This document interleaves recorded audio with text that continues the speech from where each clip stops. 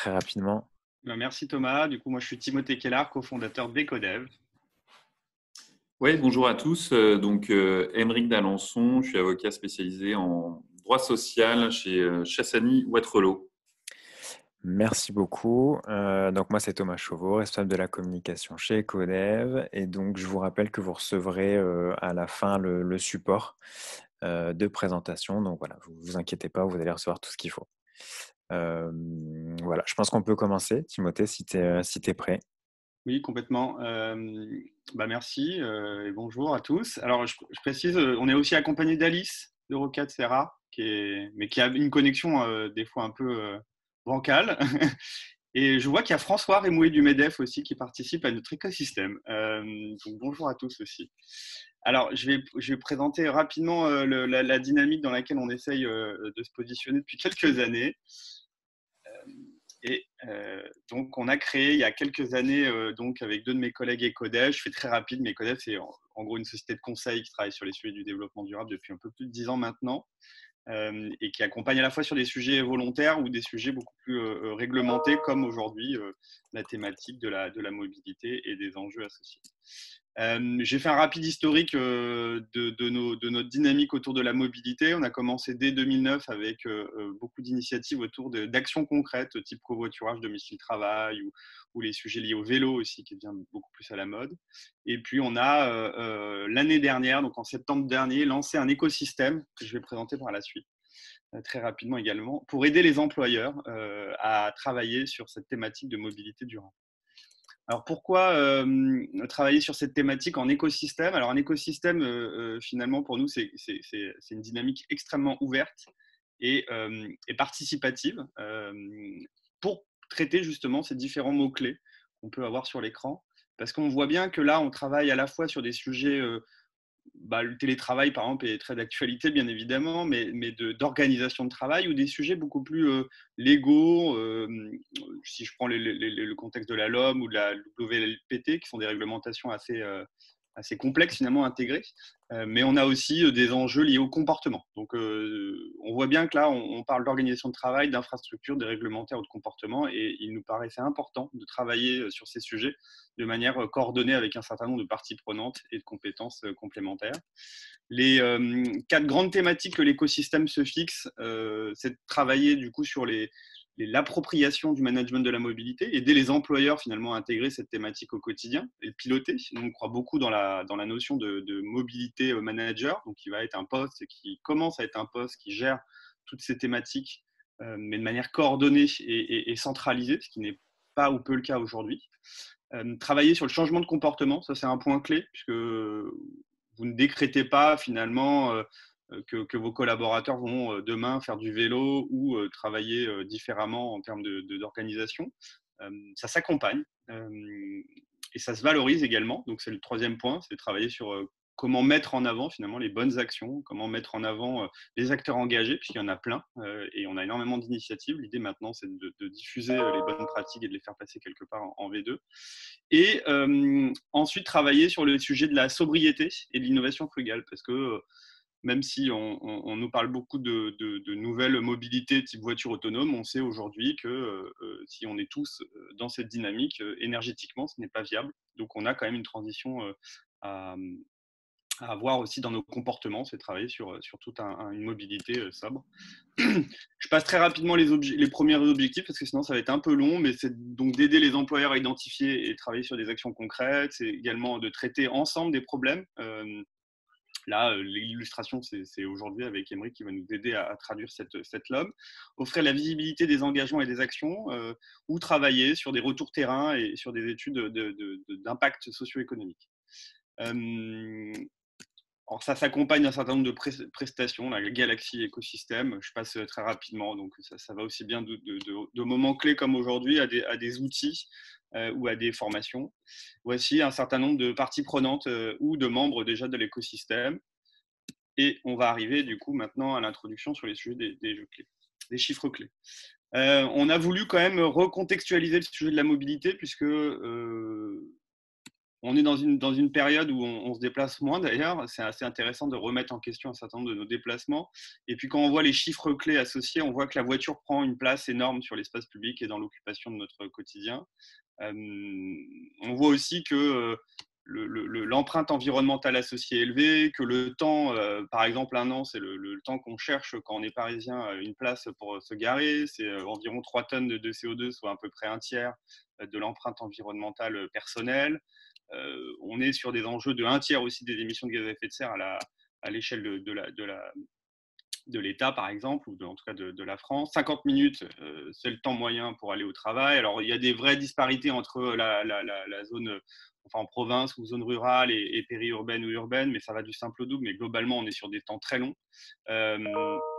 Et on va avoir finalement des records. Alors, voilà, en ce moment, on est très loin des records d'embouteillage, mais j'avais fait ça sur les 6 dernières années. Tous les ans, on bat les nouveaux records d'embouteillage. Donc, on a beau se déplacer soi-disant plus en vélo et utiliser moins sa voiture, on voit que tous les ans, on a des saturations d'infrastructures. Au-delà des enjeux chiffres clés, on voit aussi qu'il y a des enjeux sanitaires extrêmement élevés. Troisième cause de mortalité, la qualité de l'air, après le tabac et l'alcool. On parle de 48 000 décès. Donc on peut relativiser aussi les enjeux actuels. On voit qu'on est quand même sur des sujets qui poussent énormément les citoyens ou les parties prenantes, les collectivités, à appréhender et à intégrer un peu mieux ces sujets de mobilité durable. On a sur la région Île-de-France à peu près une vingtaine de jours de déclenchement de procédures liées à la pollution, enfin qualité de l'air, pic de pollution. C'est une notion importante parce qu'aujourd'hui, le contexte réglementaire de la LOM en parle, mais il y a aussi d'autres réglementations type plan de protection de l'atmosphère qui imposent les employeurs à travailler sur la mobilité durable dans ces moments clés. Et un certain nombre de chiffres clés autour des euros, là en l'occurrence, plutôt des coûts associés aux enjeux de la mobilité. Ce qu'il faut retenir, c'est que c'est le deuxième, troisième poste de ménage en fonction des profils, souvent après le logement et ou pour certains l'alimentation. Mais il faut comprendre que finalement les enjeux de la mobilité ne sont pas aujourd'hui, et on voit ces chiffres, on va dire identifiés par un employeur sous cet angle la plupart du temps. Et on a également des fortes disparités sur le territoire. Donc, on accompagne un certain nombre d'employeurs, que ce soit public, privé, et on voit bien que quand on est dans une zone urbaine dense ou quand on est en campagne, on va dire, ou en zone rurale plutôt, on se retrouve quand même avec une offre et une capacité à changer ses comportements qui est extrêmement différente. Puisque la photo l'illustre, mais quand vous êtes en zone rurale, 95 ou 98% du temps, la voiture est le seul moyen de transport. Et donc, la difficulté, là, c'est d'accompagner ce changement. Alors, on va arriver maintenant, pardon pour cette introduction un peu longue, mais on va arriver au vif du sujet. Donc, les objectifs de la loi d'orientation des mobilités. Donc, on a fait l'exercice de lister les quelques objectifs que la loi, en tout cas sur ces sujets de mobilité qui peuvent nous concerner au quotidien, s'est fixé. Donc, le premier objectif, c'est une loi relativement structurante qui, du coup, n'avait pas existé depuis la loi Loti, si je ne me trompe pas, Alice, de 82. Donc, on voit que ça fait quand même quelques années que les institutions ne s'étaient pas posées de cette manière la question de la mobilité.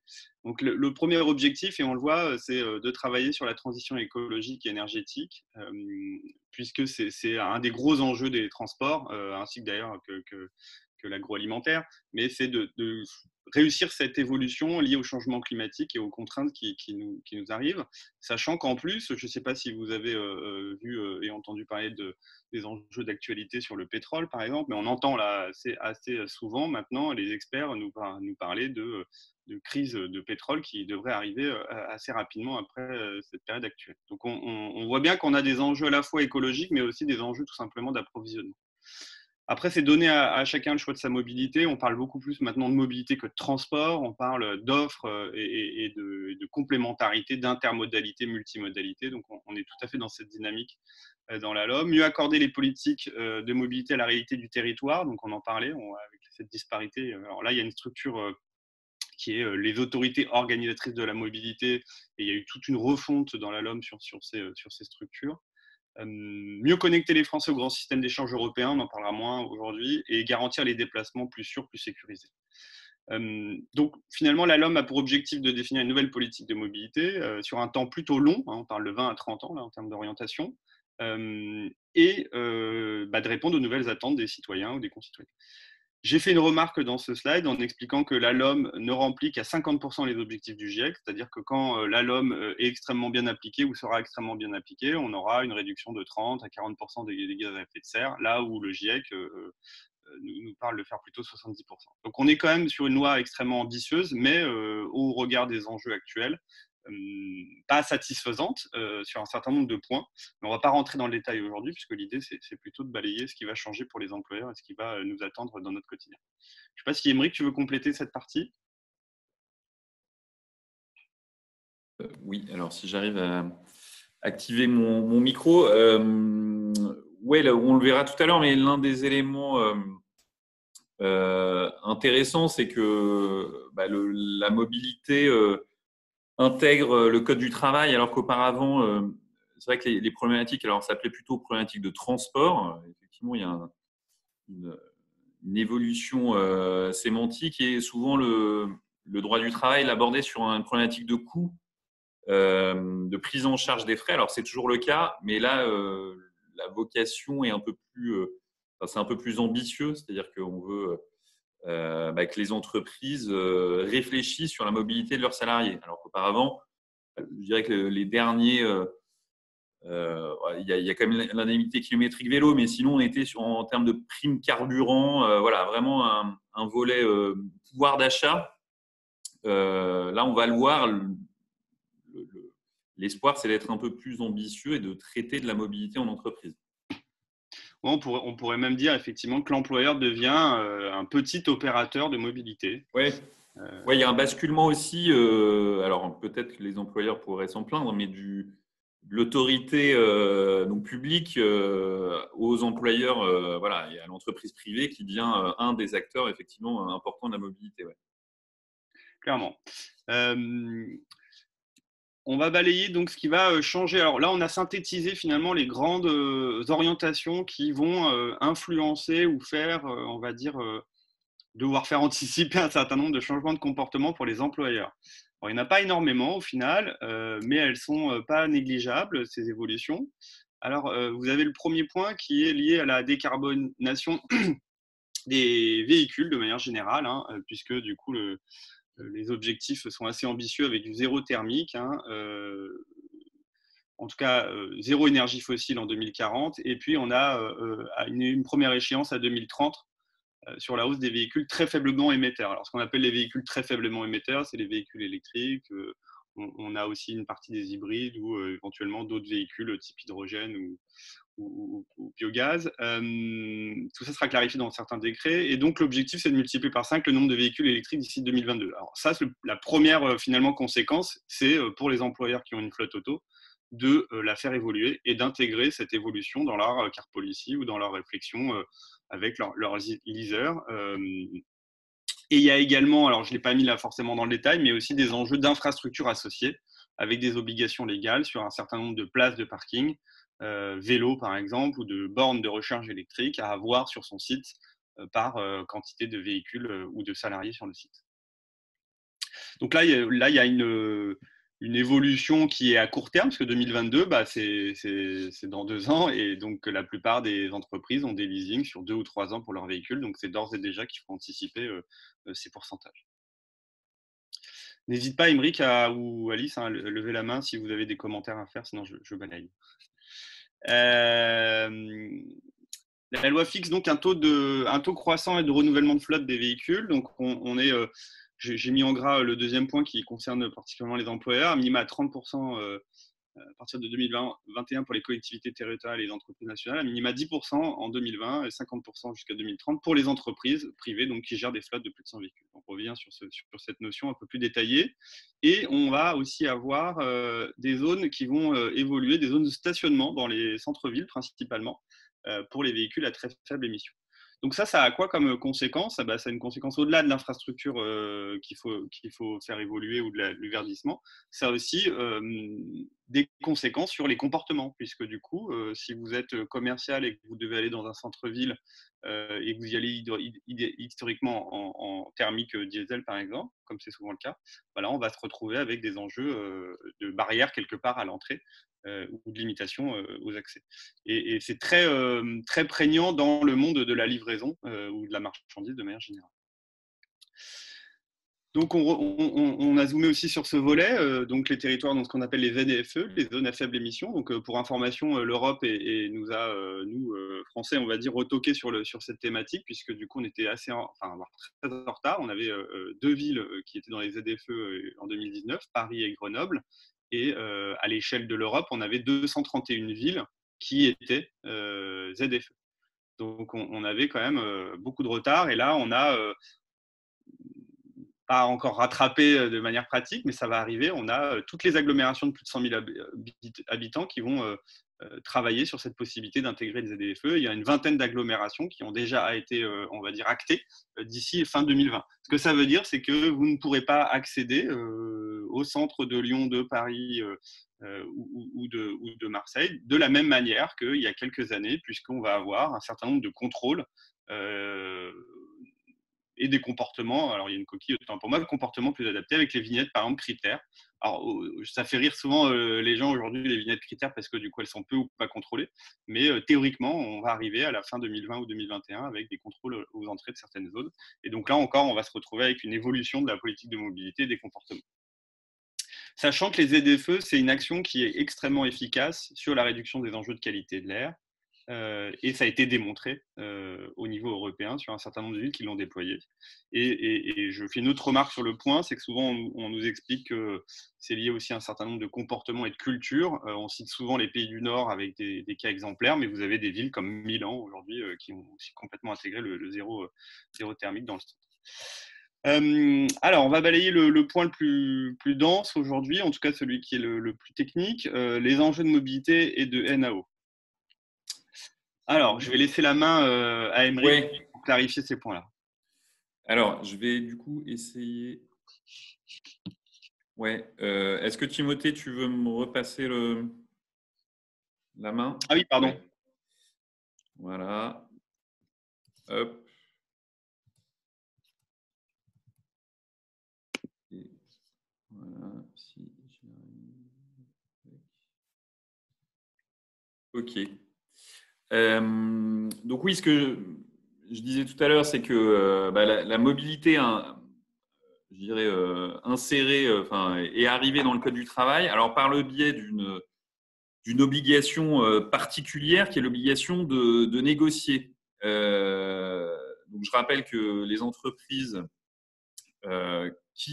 alors c'est ce que j'indique ici en pratique, hein, c'est les entreprises d'au moins 50 salariés dans lesquelles un délégué syndical a été désigné.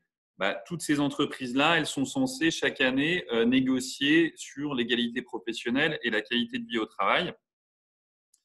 Et on a ajouté un thème de négociation pour ces entreprises, mais uniquement pour celles qui emploient au moins 50 salariés sur un même site.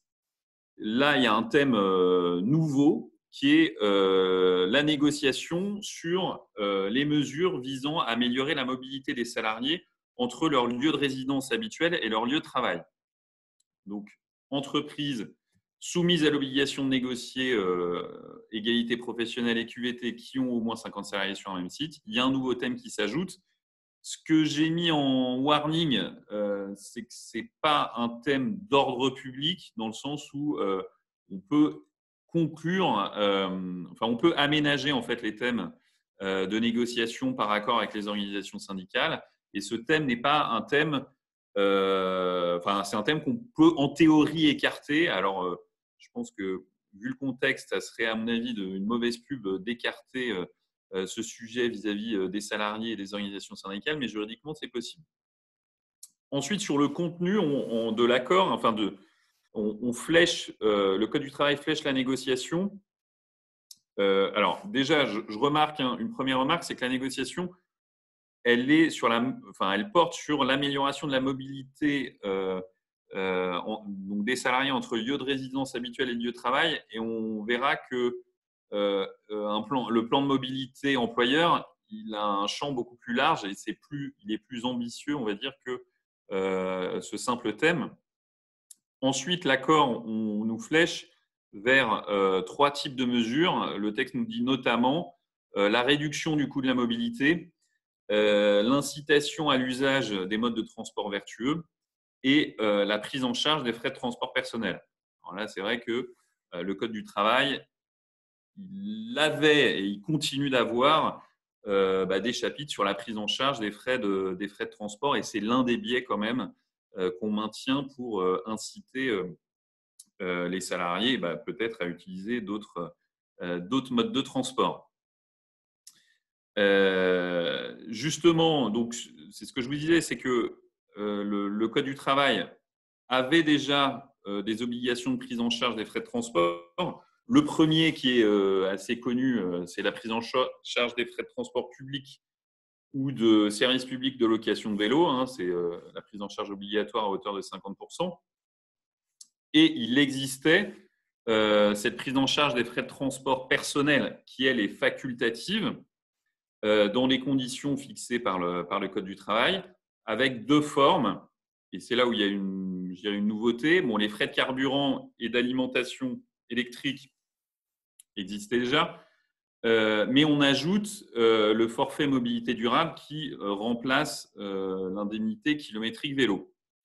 Je passe rapidement sur les frais de carburant et d'alimentation, mais la nouveauté de la loi mobilité, c'est l'ajout des frais liés à l'hydrogène qui sont ajoutés par la loi mobilité, et puis une redéfinition des salariés qui sont éligibles à la prise en charge de ces frais de carburant.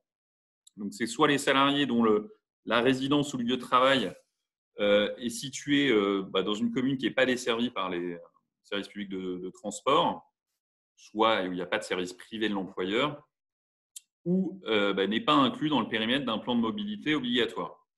Et puis la deuxième catégorie de salariés éligibles, c'est quand j'ai des horaires de travail particuliers qui ne me permettent pas d'emprunter un mode collectif de transport. Je pense aux salariés qui travaillent la nuit, même par exemple en Île-de-France où il y a des services publics de transport, ils peuvent être éligibles à cette prise en charge de frais de carburant ou d'alimentation. Bon, là, c'est plutôt une évolution et pas tellement une révolution sur les frais de carburant et d'alimentation. Sur le forfait mobilité durable, là, c'est un peu plus nouveau et le changement est un peu plus important. Le forfait mobilité durable permet donc à l'employeur, encore une fois, c'est une faculté, de prendre en charge les frais que ses salariés engagent entre la résidence et le lieu de travail pour donc, le cycle vélo ou vélo électrique en tant que passager ou conducteur d'un service de covoiturage. Alors, en transport public, mais si on n'est pas dans les frais type abonnement qui font l'objet d'une prise en charge obligatoire. Et puis, c'est aussi l'une des grosses nouveautés, on peut prendre en charge des services de mobilité partagée. Alors là, on attend toujours le décret. C'est vrai que sur le forfait mobilité durable,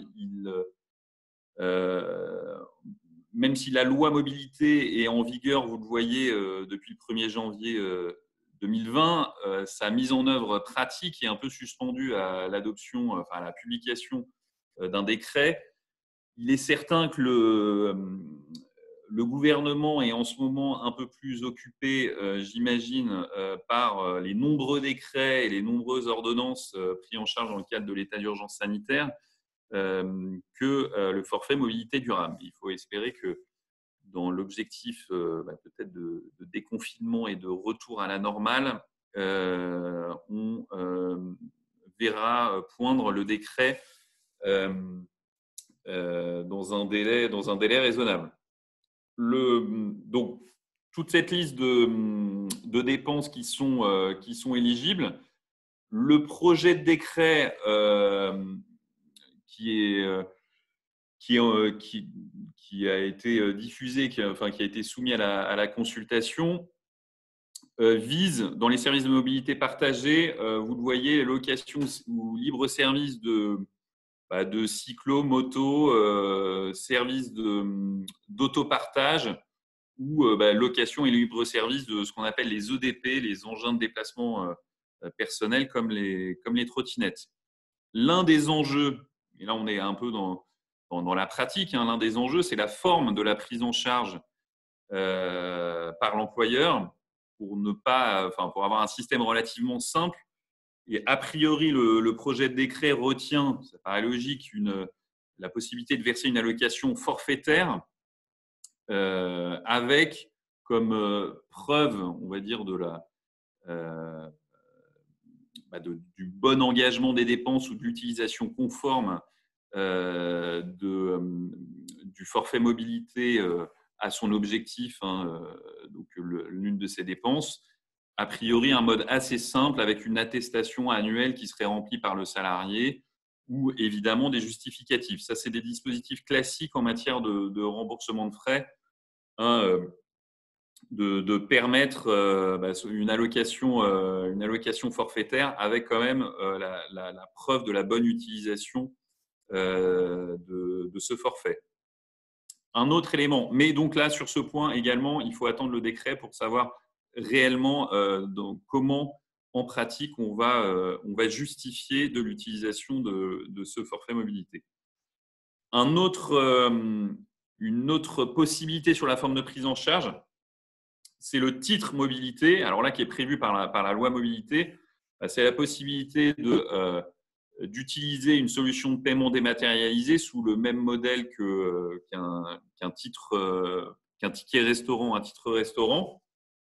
Et là, ça facilite pour l'employeur justement ces questions de forme et de conservation des preuves de l'utilisation, puisque là, on n'a pas de problème, le titre étant utilisable pour ces dépenses-là, on n'a pas de problématique de conservation de preuves de l'utilisation conforme. Donc, ça permet quand même une simplification de l'utilisation de ce forfait mobilité durable. Alors ensuite, comment mettre en place ce forfait mobilité durable ? Je dirais la voie royale, c'est la négociation, puisqu'on a parlé de l'obligation de négocier. La logique serait donc parmi les mesures de cet accord la mise en place d'un forfait mobilité durable, et donc par accord d'entreprise. Mais à défaut d'accord, l'employeur peut prendre une décision unilatérale. Donc c'est un document dans lequel on formalise les engagements de l'employeur. Et ce document, il est soumis au préalable à la consultation du CSE. C'est un mode de fonctionnement assez classique en droit du travail. À défaut d'accord, on passe par une décision unilatérale. L'un des enjeux importants, évidemment, s'agissant du forfait mobilité durable, c'est les questions d'exonération de cotisations de sécurité sociale et d'impôt sur le revenu. S'agissant des frais de transport public, il n'y a pas de modification. L'exonération est valable dans la limite de l'obligation de prise en charge qui est à hauteur de 50%. Ensuite, s'agissant des frais de transport personnel, je rappelle, les frais de transport personnel, il y a deux formes, deux formes possibles, la prise en charge des frais de carburant et d'alimentation ou le forfait mobilité durable. Pour cette catégorie-là, s'il y a un cumul entre les deux, il doit de toute façon être inférieur à 400 € avec une limite basse, on va dire, pour les frais de carburant qui sont limités à 200 €. Le forfait mobilité durable est cumulable avec la prise en charge des frais de transport public, mais là, c'est un peu peut-être la déception notamment en Île-de-France où la prise en charge des frais de transport est dépasse déjà les 400 €. Un Navigo, on arrive au seuil de 400 €. puisque là, le texte d'exonération nous dit que lorsqu'il y a un cumul entre les deux, eh bien, il ne peut excéder les 400 euros. Donc, on peut se creuser la tête sur la manière, justement, dans les agglomérations où les frais de transport où la prise en charge des frais de transport est déjà assez élevée, comment quand même permettre ce cumul. Alors, je pense que sur un abonnement annuel, ça me paraît compliqué, mais en alternant une prise en charge mensuelle, certains mois, un abonnement mensuel et certains mois, un forfait mobilité durable, ça paraît être éventuellement une piste pour permettre quand même justement l'alternance entre la prise en charge des frais de transport public et un forfait mobilité durable. Voilà pour le forfait mobilité durable. J'espère que je ne suis pas trop long, mais on va terminer. Je complète, Émeric, parce que du coup, Thomas en parlera, mais on aura un webinaire dédié au déploiement forfait, titre, mobilité, etc. Donc, début mai. Voilà. Oui. Alors, c'est ce que je vous disais tout à l'heure. Ce qui peut paraître étonnant, c'est que l'obligation de négocier, elle est limitée. Donc, c'est déjà une bonne chose, on ne va pas se plaindre, mais elle est limitée à l'amélioration donc de la mobilité du salarié entre son lieu de résidence habituel et son lieu de travail. Si on n'arrive pas à un accord avec les organisations syndicales, l'entreprise, l'employeur, a l'obligation de mettre en place un plan de mobilité employeur. Le plan de mobilité employeur, c'est ce que je disais tout à l'heure, est plus ambitieux que l'obligation de négocier, puisque vous voyez les objectifs du plan de mobilité employeur que j'ai rappelé ici, c'est certes améliorer la mobilité du personnel, mais c'est plus largement optimiser, augmenter l'efficacité des déplacements liés à l'activité de l'entreprise. Donc là, on excède le cadre des déplacements du personnel. L'objectif de diminution des gaz à effet de serre et de pollution atmosphérique, la réduction de la congestion des infrastructures et des moyens de transport. Donc, quand on bascule en plan de mobilité, en obligation de mettre en place un plan de mobilité, le scope est plus large. Donc, c'est peut-être, je pense que Timothée ne me contredira pas, si on veut construire un accord collectif ambitieux sur la mobilité dans le cadre de l'obligation de négocier, je pense qu'il faut avoir quand même en tête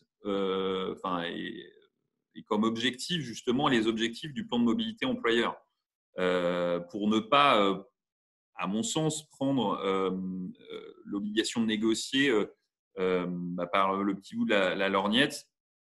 On aura sûrement une vision plus large si on a en tête ces objectifs plus ambitieux du plan de mobilité employeur. Et puis sur le contenu, c'est également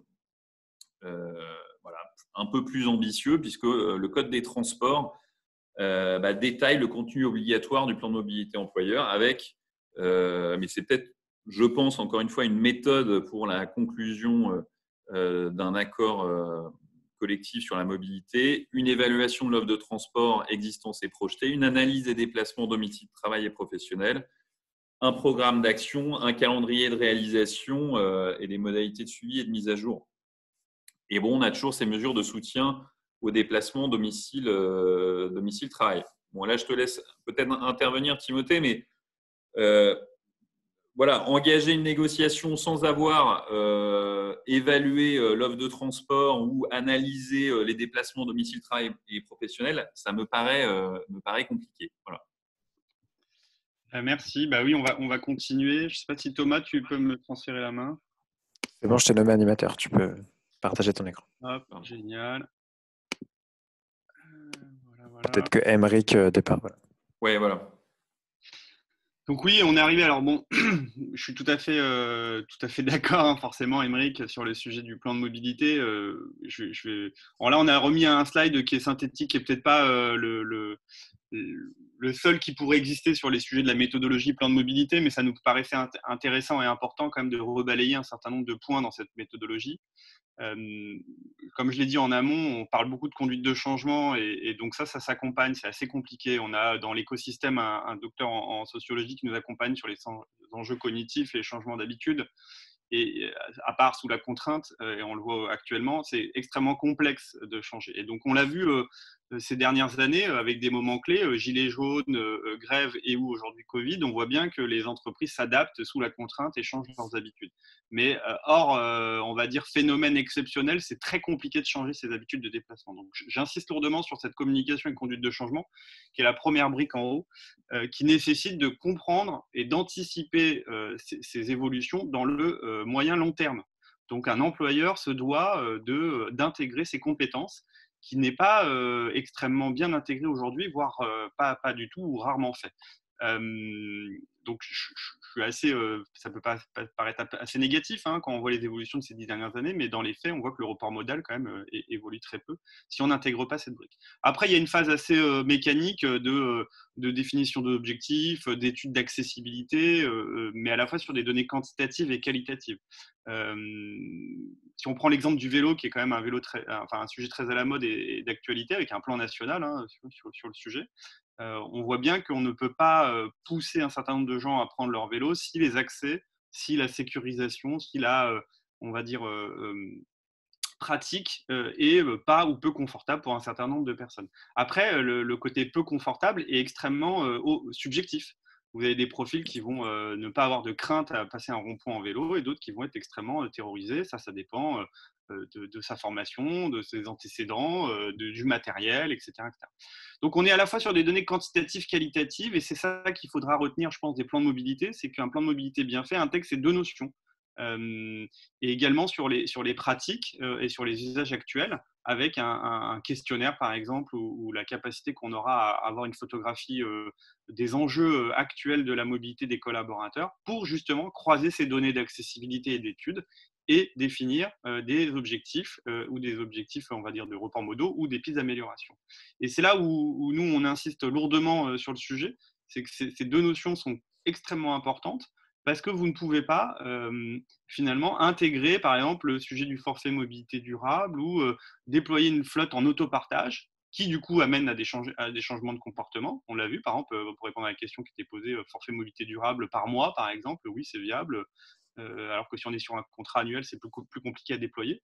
Ça nécessite quand même d'avoir ces données qualitatives et d'y réfléchir en étant un certain nombre de compétences autour de la table pour justement finaliser la démarche avec une feuille de route opérationnelle. Et là, la loi dit bien qu'il faut à la fois définir une action, je vais inciter au covoiturage, mais aussi des moyens, je vais déployer le forfait mobilité durable, et dans la durée, qu'est-ce que je vais faire pour y arriver? Je vais utiliser les pics de pollution comme des périodes où je vais communiquer massivement auprès des collaborateurs pour leur expliquer qu'il y a des services qui existent et que des usages peuvent être changés. Mais donc, on est sur des notions aussi d'accompagnement. Et ça, pour quand même suivre le sujet depuis un peu plus de 10 ans, on voit bien qu'un certain nombre d'employeurs cochent les cases, souvent en se limitant à j'ai mis en place des infrastructures ou des outils, mais négligent souvent les autres volets qui sont la partie indicateur et suivi d'action dans le temps.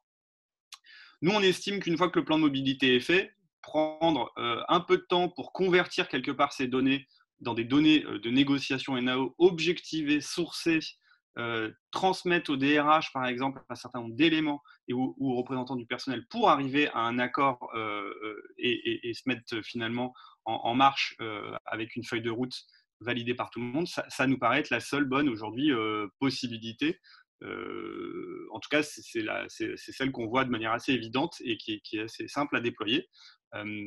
Quand on prend les enjeux financiers qu'on a vus au départ, ou les enjeux sanitaires, ou les enjeux qualité de l'air, si vous dites que grâce à un plan de mobilité sur un horizon 3 ans, 5 ans, vous allez gagner 5 à 7% de report modal, vous faites vos produits en croix, vous vous apercevez que travailler en bonne et due forme sur ces sujets, c'est extrêmement rentable finalement en termes de ROI pour un employeur.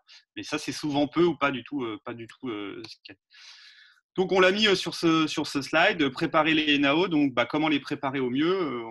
On estime que le plan de mobilité employeur reste l'outil le plus adapté pour le faire. il convient du coup de faire un état des lieux en amont. Alors après, il ne faut pas non plus avoir le travers de faire un plan de mobilité qui est trop lourd et qui va quelque part user les interlocuteurs avant de travailler sur la feuille de route plan d'action, comme ça a souvent été le cas sur la partie carbone, où on passe des semaines et des mois à faire des tableurs et des analyses fines pour ensuite ne pas avoir d'énergie ni de budget à travailler sur le plan d'action. Donc il faut un équilibre entre faire une belle photographie, mais également anticiper que c'est un marathon et non pas un sprint, ces sujets de mobilité, puisque tous les ans ou tous les 2 ans, on va devoir de toute manière repasser à la table des négociations. On vous a fait un joli schéma synthétique, merci Alice, pour justement, alors je ne vais pas le balayer parce que c'est assez long, mais de manière vous l'aurez pour essayer de flécher en fonction de qui vous êtes et de votre site, si vous êtes et dans quelle mesure vous êtes assujetti à cette LOM. Donc quand vous êtes en dessous de salariés, vous n'êtes pas concerné. Quand vous êtes au-dessus de 50 salariés sur un site, vous devez mettre en place donc, ces sujets de NAO. Alors c'est sur la partie qualité de vie au travail, hein, si je ne me trompe pas. Et quand vous êtes plus de 100 salariés, alors là, il y a la subtilité qui est qu'il y a d'autres textes réglementaires, comme les plans de protection de l'atmosphère, qui sont des contraintes locales, enfin régionalisées, et qui vont, en fonction des régions, imposer de travailler quand même sur le sujet des plans de mobilité quand vous êtes plus de 100 salariés. Et puis après, vous avez le déroulement qu'on a essayé de balayer précédemment avec accord, sans accord, et vous n'avez pas entamé de négociation. Donc voilà pour la partie synthétique. Je vous laisse quelques secondes. Et après, on va arriver quand même à un sujet et un point quand même très important, c'est de répondre à toutes les questions que j'ai vues passer qui étaient nombreuses. Et on avait aussi demandé à un certain nombre d'inscrits en amont de nous poser des questions. Donc là, je vais laisser peut-être Alice, Émeric y répondre si jamais c'est pas très clair. Mais on avait ces questions, donc je les lis, puis je laisse après les réponses. Donc comment s'articule cette loi avec l'ancienne obligation de mettre en place un plan de mobilité si nous étions concernés par l'obligation de mettre en place un plan de mobilité, est-ce que nous l'avons fait, etc. Bon, vous pouvez la lire, hein, la question. Ali, je te laisse faire la réponse. Oui, tout à fait, merci.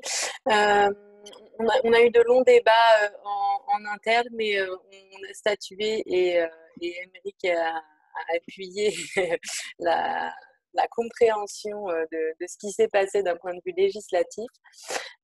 Effectivement, la LTECV avait, avec l'article 51, imposé aux entreprises de plus de 100 salariés sur un même site situé sur un périmètre de plan de déplacement urbain l'obligation de réaliser un plan de mobilité entreprise. Et aujourd'hui, beaucoup de ces entreprises ne savent plus du coup si elles doivent réaliser ou pas le plan de mobilité. Alors non, l'article 82 de la LOM a modifié, excusez-moi, il y a une coquine, ce n'est pas l'article XX du Code des transports, c'est le 1214-8-2, mais vous le retrouverez dans le schéma. Cet article a bien été modifié par la LOM et dans la version en vigueur de cet article depuis le 1er janvier, cette obligation au seuil de 100 salariés a été supprimée. Désormais, c'est l'obligation de négocier à partir du seuil de 50. Et effectivement, Timothée vient d'en parler, il y a toutefois des territoires sur lesquels il y a des plans de protection de l'atmosphère qui imposent à partir de certains seuils la réalisation de plans de mobilité. Généralement, il y a des seuils de 250 ou des seuils de 100. Dans la région Sud-PACA, a priori, on restera sur un seuil à 100. Et plutôt Hauts-de-France, Île-de-France, etc., on restera sur les seuils a priori qui étaient déjà en vigueur. Sachant que par exemple sur la région Île-de-France, tous les préfets effectivement s'étaient mis d'accord il y a déjà 2 ans sur ces sujets pour toutes les structures de plus de 100 salariés. Alors, question suivante, existe-t-il une date limite pour négocier sur ce point ou est-il possible de prévoir une négociation sur ce thème l'année prochaine pour l'associer à une négociation sur la QVT ou l'égalité professionnelle? Peut-être Émeric? Oui, je vais peut-être repréciser l'obligation de négociation puisqu'elle est en principe annuelle, c'est ce que je vous ai dit, mais il est possible par accord avec les organisations syndicales, de fixer une périodicité différente dans la limite de 4 ans. C'est-à-dire que sur l'égalité professionnelle, la QVT et sur la mobilité, on pourrait dire on ne négocie pas tous les ans, mais on négocie tous les 4 ans. Donc ça, c'est possible de le dire par accord. Donc, à mon sens, et la réponse à la question, c'est qu'on peut très bien, si vous voulez, l'obligation légale, c'est d'engager des négociations. Mais on peut très bien dire en réunion, écoutez, ce sujet-là, on préfère le traiter l'année prochaine dans des bonnes conditions. Donc, par accord, on va écrire que ce sujet sera traité l'année prochaine. Ça, c'est tout à fait légal. À mon avis, ça équivaut à augmenter la périodicité à 2 ans et c'est tout à fait possible. Mais il vaut mieux le sécuriser par la signature d'un accord collectif avec les syndicats. Ouais, ce qui a été constaté chez certains de nos partenaires ou clients, c'est qu'ils ont fait une négociation à minima pour acter 1, 2 actions et justement reporter par la suite, pour quand même avoir cette notification qui est, on n'était peut-être pas préparé, mais on a quand même mis une brique pour pouvoir être dans une démarche la plus constructive possible. Oui, alors ça me fait penser à Alice, une remarque que tu avais faite aussi sur la question du cadre de la négociation.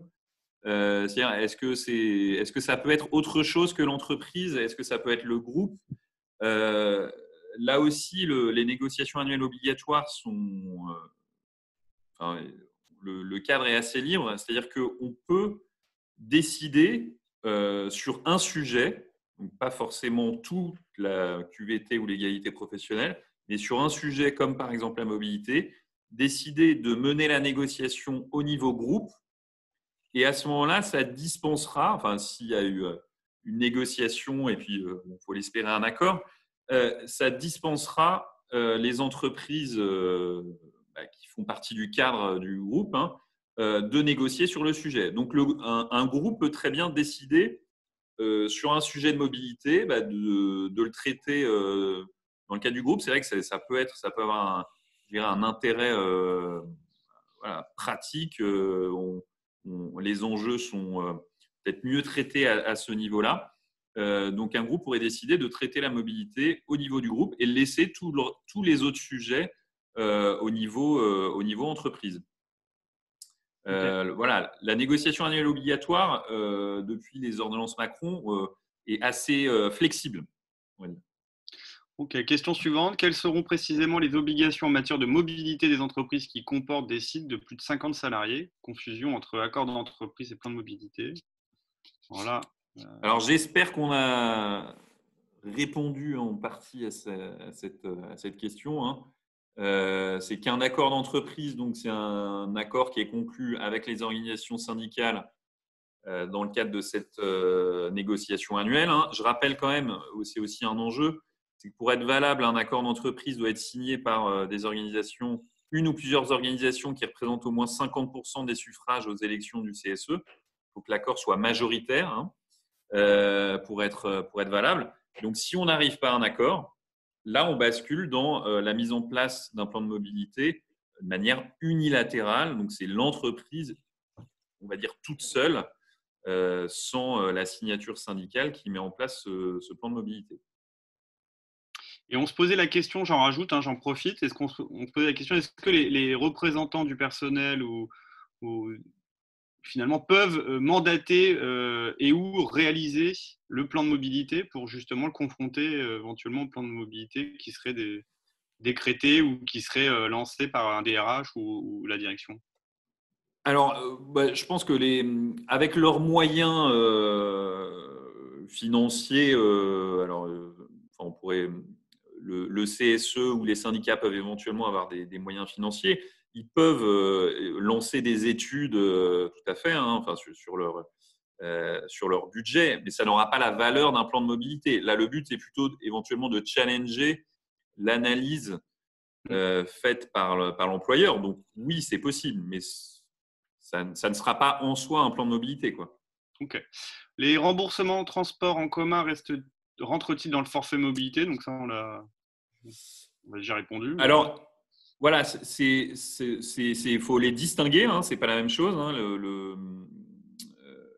La prise en charge obligatoire des frais de transport public et le forfait mobilité, ce n'est pas la même chose, mais c'est cumulable, donc dans la limite de 400 € par an et par salarié. Alors, je complète parce que nous, on a un certain nombre d'employeurs quand même qui vont au-delà du 50% des transports en Oui. commun ou qui pourraient aller au-delà. Après, rien n'empêche Alors, l'employeur, effectivement, hein, ouais, ouais. c'est juste la déduction des charges. On se limite souvent à 400 euros en disant on ne peut pas aller au-delà, mais si on peut y aller. Après, c'est moins intéressant économiquement, bien évidemment, mais c'est viable. Effectivement, tu as tout à fait raison de le noter. 400 euros, c'est une limite d'exonération, hein, de cotisation de sécurité sociale et d'impôt sur le revenu. On n'est pas obligé de faire de l'optimisation, hein. Un employeur peut prendre une décision qui est forte, c'est de dépasser ces seuils.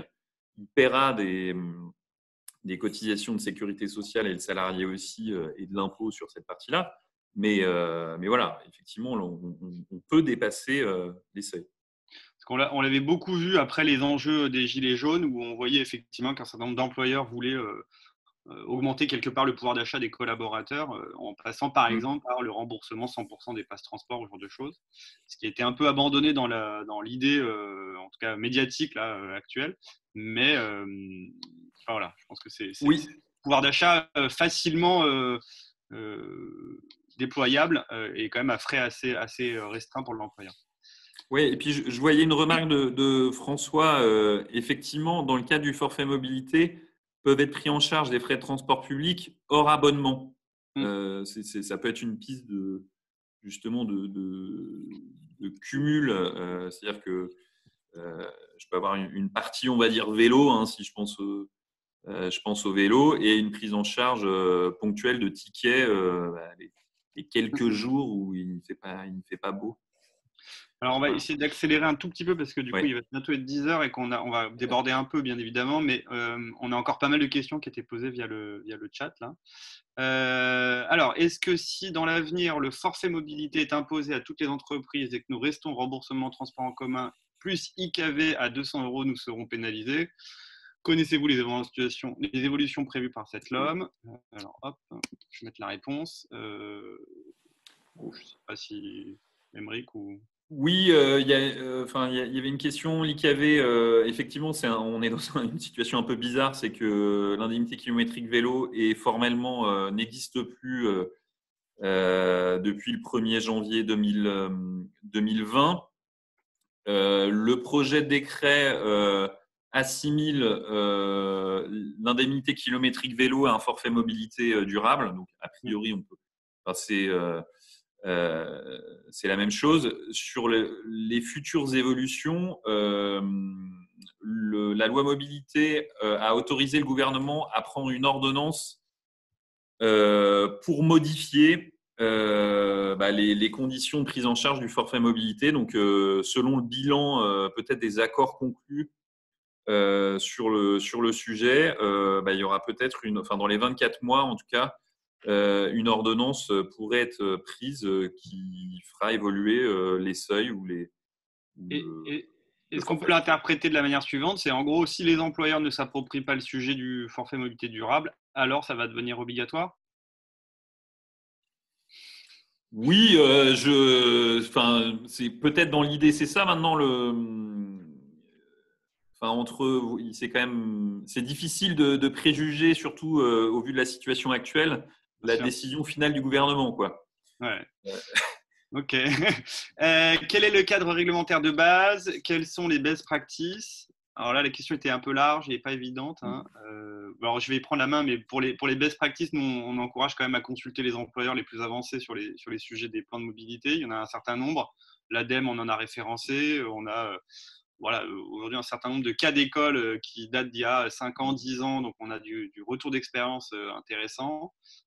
Avec des démarches quand même relativement efficaces. Hein. On peut parler de quelques pourcents à voire 10, 20, 30% de report modal pour certains les plus avancés. Alors sur une durée assez longue avec des engagements assez forts des employeurs, mais c'est intéressant. Sur les retours d'expérience sur les NAO, on n'a pas encore de retour vraiment complet, donc on n'a pas voulu s'engager sur cette réponse. C'est trop nouveau finalement, je pense, effectivement, pour commencer à fanfaronner sur le sujet. Sachant que la négociation est obligatoire mais que les mesures sont facultatives, quels sont les moyens, les leviers pour arriver à un accord lors de la négociation? Émeric? Ouais, alors Je ne sais pas si c'est le sujet où on aura le plus de mal à arriver à un accord. Alors, je suis peut-être trop optimiste, mais je me dis que la négociation sur les salaires est souvent un peu plus tendue que celle sur la mobilité. Je pense que c'est un sujet sur lequel on peut générer du consensus, Mm. peut-être plus facilement que sur d'autres. Voilà. Mais Bah, pour abonder dans ton sens, hein, effectivement, nous on le voit bien, encore une fois, quand on met des chiffres sur ces enjeux, si on prend je sais pas, le coût d'une flotte électrique, enfin d'une voiture plutôt de fonction aujourd'hui, on parle souvent de 1 000 euros par mois, 10 000 euros par an en moyenne. Si vous échangez ça par le vélo de fonction, clairement l'employeur est gagnant. Alors dans l'idée, c'est pas aussi simple que ça, mais on voit qu'il y a des gains énormes en fait pour le salarié et l'employeur lorsqu'on réduit la mobilité ou qu'on la fait différemment. Oui, moi je pense que pour les DRH, ça peut être aussi l'intérêt de ce sujet, quoi. Clairement, la marque employeur est un sujet aujourd'hui qu'on voit aussi extrêmement important, sur laquelle le sujet de la mobilité est un levier de plus en plus, on va dire, facile à déployer. Si j'ai bien compris, les entreprises ne seront plus soumises à plan de mobilité employeur si les échanges sur la mobilité dans le cadre des négociations annuelles obligatoires sont fructueuses. Dans le cas contraire, l'entreprise doit réaliser un plan de mobilité. Quelle solution pour l'AOM de connaître les résultats de ces négociations sur le sujet des mobilités? Quel suivi possible? Alice, peut-être? Oui, je pense que cette personne a reposé la question dans le chat et du coup j'y ai Ouais. répondu. J'essaye de répondre au fur et à mesure, mais il y en a quelques-unes qui sont passées à la trappe. On va les reprendre et on vous les enverra avec la présentation d'ici la fin de la journée au mieux. Effectivement, c'est un peu la grande surprise de ces nouveaux dispositifs. C'est vrai qu'avant, il y avait quand même, avec la réalisation des plans de mobilité entreprise, il fallait le déposer auprès de l'AOM. Donc l'AOM avait quand même soit un dialogue privilégié avec l'employeur, soit à minima une vision de ce qui se passait un peu au niveau de la mobilité sur les entreprises de son territoire, de son ressort territorial. Aujourd'hui, vu qu'il n'y a plus d'obligation de réaliser les plans de mobilité, il n'y a plus ce dépôt. Néanmoins, si vous faites un plan de mobilité qui n'est pas obligatoire, vous devez quand même le déposer auprès de l'AOM. Donc, il y a quand même toujours un point d'entrée. Nous, ce qu'on recommande aussi à tous nos clients quand on commence un plan de mobilité, c'est de prendre contact de toute façon avec l'AOM pour connaître les différentes dispositions à prendre pour le dépôt du plan, le suivi. Voilà, chaque AOM demande un peu certaines choses, ça peut varier en fonction des territoires. Effectivement, aujourd'hui, les PV d'accord et de désaccord, dans le cadre des NAO, ils sont déposés à la directe, ils ne sont pas déposés auprès de l'AOM. Il sera intéressant d'étudier quels peuvent être les liens entre les deux, comment ces deux instances peuvent se rapprocher pour évoquer le sujet de la mobilité. Néanmoins, il y a quand même une piste dans la LOM avec la création des comités partenaires, qui sont des comités qui regroupent les élus, les services techniques et des AOM et puis les représentants des employeurs sur le territoire. Ces comités, si je ne dis pas de bêtises, doivent se réunir à minima une fois par an et ils doivent absolument être consultés dès lors qu'il y a une modification substantielle de l'offre de transport sur le territoire. Alors, c'est une consultation, hein, ce n'est pas une délibération, mais néanmoins, c'est quand même une clé d'entrée, je trouve, assez intéressante pour mettre autour de la table AOM et employeurs et surtout de fédérer aussi les différents employeurs sur le territoire sur la question de la mobilité. Okay. Oui, il y a un autre point, c'est que le plan de mobilité de l'AOM peut intégrer des mesures de soutien à la négociation sur la mobilité. Donc, c'est, à mon sens, peut-être aux AOM de communiquer auprès des entreprises en leur disant voilà, vous avez une obligation de négocier sur la mobilité. Nous, oui, exactement. L'AOM doit informer les entreprises de son ressort territorial, etc. Mais ça, c'est vrai dans le cas où une AOM, enfin c'est vrai, c'est obligatoire et c'est recommandé par la loi dans le cas où une AOM doit réaliser un plan de mobilité. Oui. Ce qui est la nouvelle sémantique, alors ce qui est un peu compliqué avec ces sémantiques qui changent tous les 2-3 ans, le plan de mobilité, c'est la nouvelle sémantique du plan de déplacement urbain. Donc ça ne concerne pas toutes les AOM, et notamment quand il y a des autorités organisatrices de la mobilité sur des territoires plus ruraux qui sont moins concernés par le plan de déplacement urbain. Mais dans tous les cas, de la même manière que nous, on recommande à nos clients d'aller se renseigner auprès de l'AOM et de prendre contact, etc., pour engager un dialogue, évidemment, les autorités organisatrices de la mobilité doivent aller à la rencontre des employeurs, et ils le font d'ailleurs déjà, non pas avec le service mobilité, mais avec le service d'ADECO des différentes intercommunalités. Donc, je veux dire, les clés d'entrée, elles existent. Voilà, il faut aller creuser, voir comment on peut dialoguer ensemble, mais c'est vrai que c'est un peu je dirais, le grand absent de cette LOM sur ce sujet, en tout cas. Il est 10h05 là, donc on a fait notre heure. Par contre, j'ai quelques questions là, enfin on a quelques questions sur le chat qui me paraissent intéressantes de poser, parce qu'il y en a d'actualité. Alors je vais la poser, puis ceux qui sont à l'aise y répondent. Est-ce que les entreprises qui mettent déjà leurs employés en chômage partiel ou en congé à prendre par anticipation vont prendre en charge les frais de transport de leurs salariés? Alors, je pensais, grâce à ce webinaire, éviter toute question sur l'activité partielle. Non, je blague. Alors, si j'ai bien compris, la question, c'est est-ce que je peux prendre en charge les frais de transport des salariés qui sont en activité partielle? Oui, est-ce que je peux ne pas les prendre en charge? Dans l'autre sens. Alors, je pense qu'il faut surtout ne pas les prendre en charge, puisque un salarié en activité partielle est censé ne pas travailler, donc ne pas faire de déplacement entre son domicile et son lieu de travail. Ok.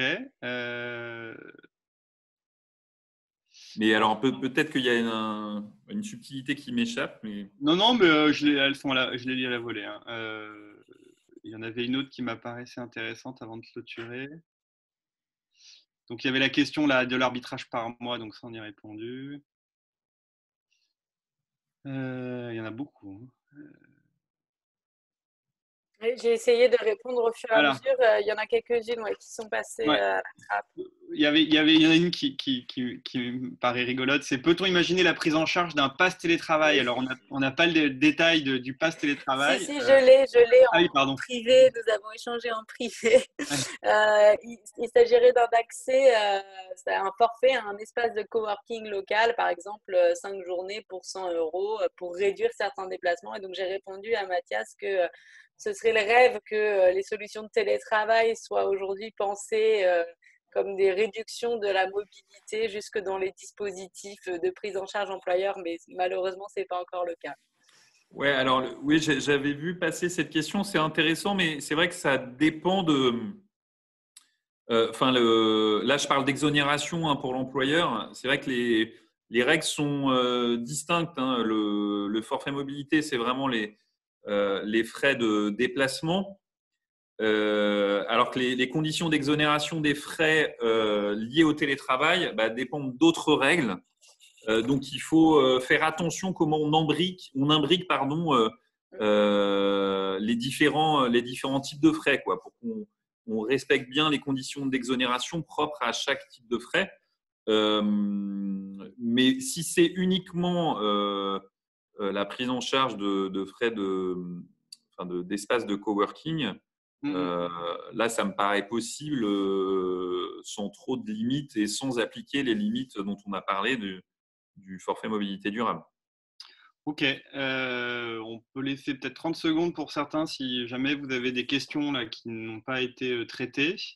Il y en a une dernière de Charles. Bonjour Charles, du coup. Y a-t-il déjà des entreprises qui ont mis en place le forfait mobilité durable? Alors, on devait faire une matinée le 18 mars, justement, qui a été annulée au dernier moment au regard de l'actualité sur ces sujets, avec EDF qui devait effectivement témoigner de ses NAO, enfin des accords associés à ces sujets, avec la validation effectivement du forfait mobilité durable mais uniquement sur la pratique du covoiturage, qui est déjà une première brique et qui est amenée du coup à être déployée sur d'autres usages par la suite. Donc oui, il y a des entreprises qui l'ont déjà mis en place, et je connais un grand assureur aussi qui l'a validé et qui va communiquer dessus massivement là, dans les semaines à venir, sur tout type de pratique, enfin en phase avec le décret, donc sur plus de pratiques que uniquement le covoiturage.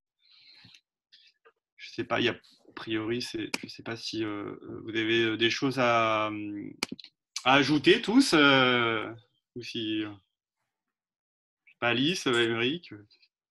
Non, bah écoutez, j'espère qu'on a répondu à toutes les questions. Mais de mon côté, Ouais. Je vais juste conclure rapidement, si ça vous va.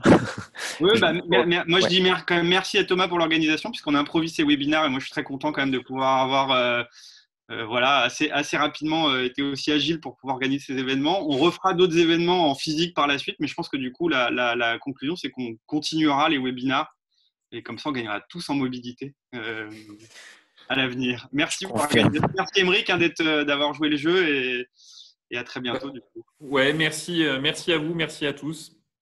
Et du coup, je vais juste finir par vous dire qu'on vous envoie la présentation. On va faire un export de toutes les questions avec une FAQ, comme ça, toutes les réponses vous seront fournies. Et je vous rappelle qu'il y aura un webinaire le 28 avril autour du forfait mobilité durable, donc très dédié forfait mobilité durable. Dans tous les cas, vous allez recevoir tout ça par mail. Voilà, et merci à tous. Merci Émeric, merci Timothée, merci Alice, merci Allez, François. bon Merci. confinement. Merci à tous. Et à plus Merci. tard. Au revoir.